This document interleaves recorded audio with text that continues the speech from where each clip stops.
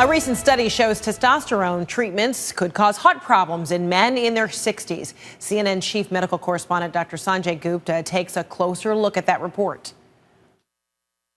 Well, Fred, it's this hot new treatment for older men. You've seen these ads, I'm sure. T, or testosterone replacement therapy. It's being touted as this way to turn back a man's body clock.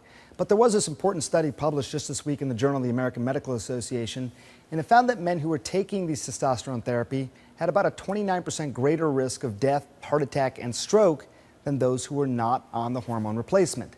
Now, the way they did this study, researchers looked at more than 8,700 men who were being treated through the VA hospital who had low testosterone levels and were undergoing a coronary angiogram, a heart vessel angiogram. That's a procedure that can look for possible blockages or narrowing in the coronary arteries. Now, what they found was that men who were using prescription testosterone replacement were more likely to suffer from a heart attack or a stroke about 3 years after they received those angiograms. That was compared to men who were not on the hormone testosterone therapy. Now, when you look at a study like this, the doctors need to point out that this type of study of particular men probably had some flaws because most of these men were probably at high risk for a heart problem anyway.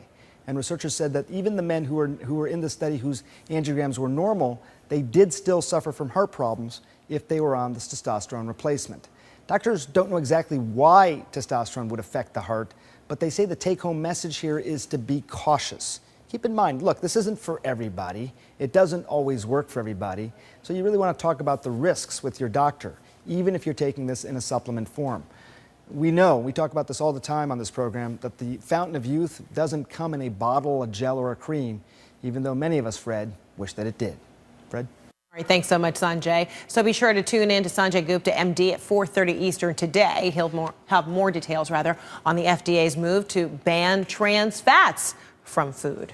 All right, despite the warnings about testosterone, you've probably heard of a 74-year-old doctor who uses it and a human growth hormone to fight aging.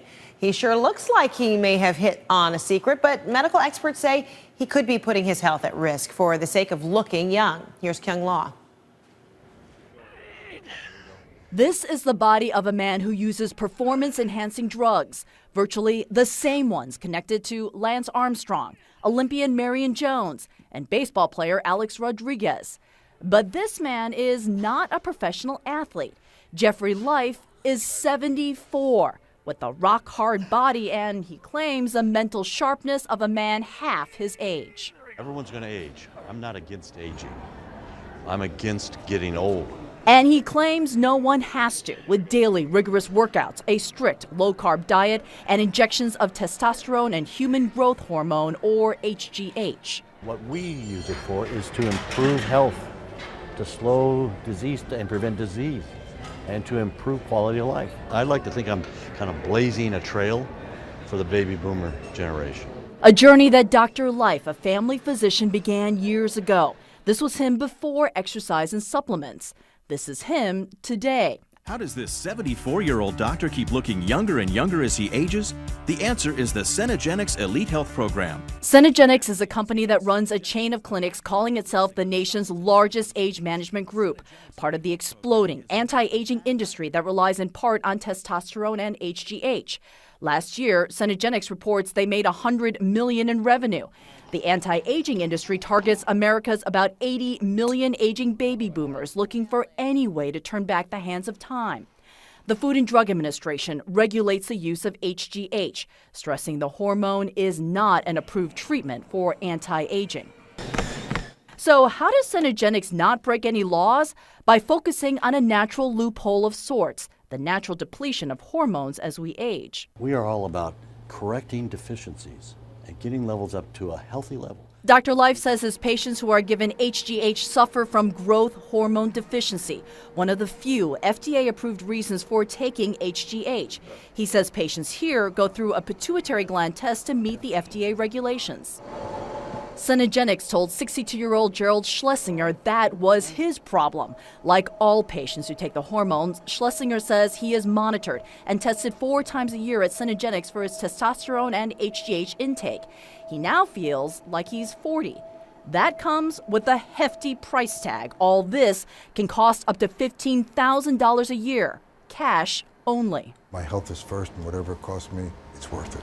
If you think this is too good to be true, you're not alone. Many doctors agree, saying, sure, there may be short-term gain, but there will be long-term cost. It's a fallacy to say that even in low doses that these drugs are not harmful. Dr. Tom Pearls, a professor of medicine at Boston University School of Medicine, would not talk specifically about Cenegenics, but he is a vocal critic of the anti-aging movement. I do believe that giving growth hormone in particular for anti-aging is quackery. He says there are no reputable studies that show the hormones stop aging, and warns HGH in particular can enlarge organs, cause high blood pressure, and even trigger cancer. What do you say to the medical community who says you're just selling a bunch of voodoo and this is potentially dangerous because it's so untested? We do not know what the long-term consequences are going to be of testosterone replacement therapy and growth hormone replacement therapy. What's wrong with just getting old? It's an argument a lot of doctors use. But who wants to get old when you don't have to? If next year, for some reason, you get cancer, will you blame these supplements? No. No, I will not. What he will do is continue to be the poster grandpa of a company and a movement that believes the riskier move is to turn away from this fountain of youth they found in diet, dumbbells, and drugs. Kyung La, CNN, Las Vegas.